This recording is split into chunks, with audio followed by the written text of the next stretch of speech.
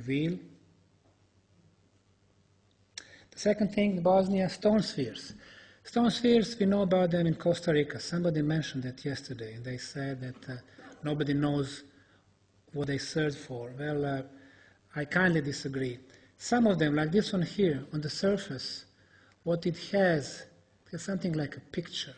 But actually, 28 star systems, when you connect them, you get these carvings here. So obviously, some of the stone spheres in Costa Rica were used as the calendars, astronomical calendars. Some more. In most cases, out of 400 stone spheres found in Costa Rica, in delta of the river Diques, they are built from granite, granodiorite. And just one from Coquina, that's on the island about 25 kilometers from Costa Rica. Coquina, it's some type of sandstone. The stone spheres in western Mexico, 250 of them, they are of volcanic material. The stone spheres are, of course, on Easter Island, and they are found in New Zealand and the western US. And in Bosnia. Of all European countries, only in Bosnia. This is one of the biggest. Egyptian geologist, Dr. Ali Barakat, who is a member of our team. This stone sphere is perfectly spherical. There is no error, there is no tolerance. The tolerance is less than 2 centimeters. Perfectly shaped and perfectly finished. More places. Our foundation have located 20 different locations where we found the Bosnian stone spheres. That was totally unknown to the archaeologists and geologists in Bosnia until we founded our foundation. And more of them. The stone spheres in Bosnia were built from volcanic material, from granite and sandstone. The same thing like in Costa Rica, Mexico, and Easter Island.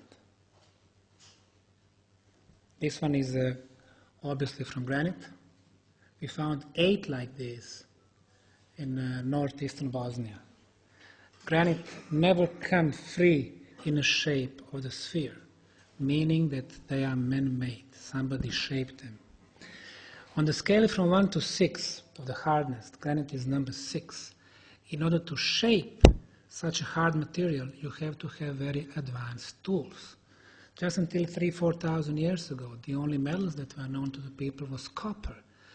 On the same scale, from 1 to 6, copper is number 3. You cannot shape such hard material with inferior tools. So even though these stone balls are dead now, we don't know their builders. What we know about them is that they did have advanced tooling.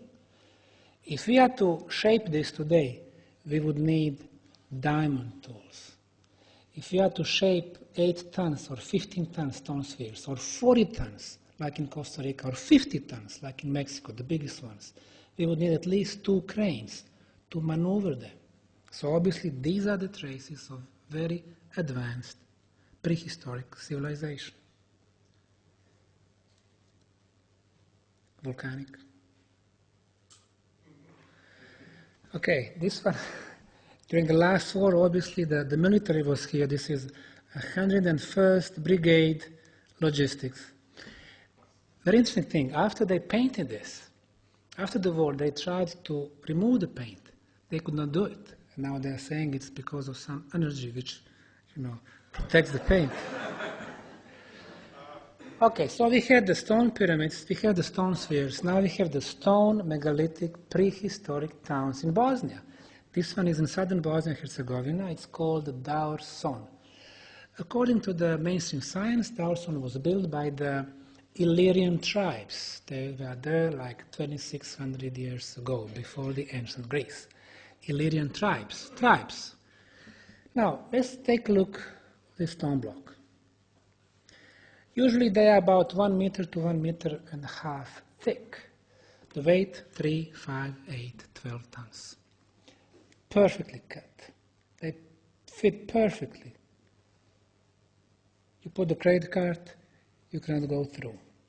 Now, does the tribe have the social organization to cut such pieces, to transport them for a couple of 3 kilometers on the top of the hill, and then feed them so perfectly? You're not talking tribes here, you're talking advanced civilization. A few more photos. The walls.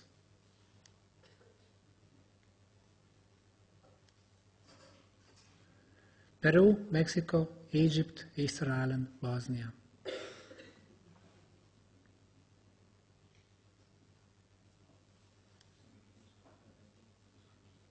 More angles. Number 4, that was rather quick. What our mainstream science in Bosnia called medieval tombstones.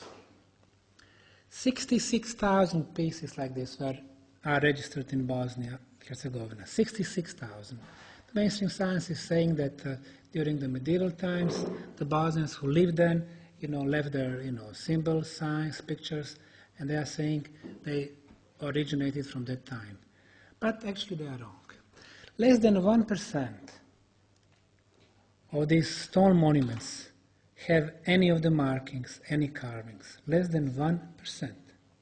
It looks to me that they were built long time ago, and then when the new people, new culture came, they left their markings, like this one here.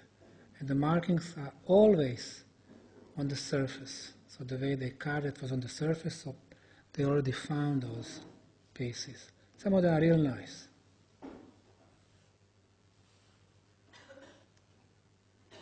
Medieval, most probably.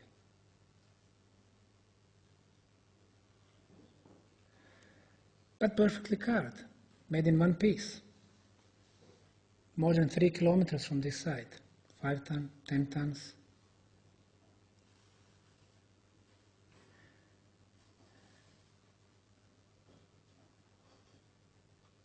Bosnia is a land of wonders. The last week of August, our foundation is going to organize the first international scientific conference about the Bosnian Valley of the Pyramids. The chairman of the conference will be one mainstream scientist. His name is Dr. Nabil Svelim. He has 3 PhDs and he has written a number of books about the Egyptian pyramids. And he's probably the most respected expert on pyramids in Egypt.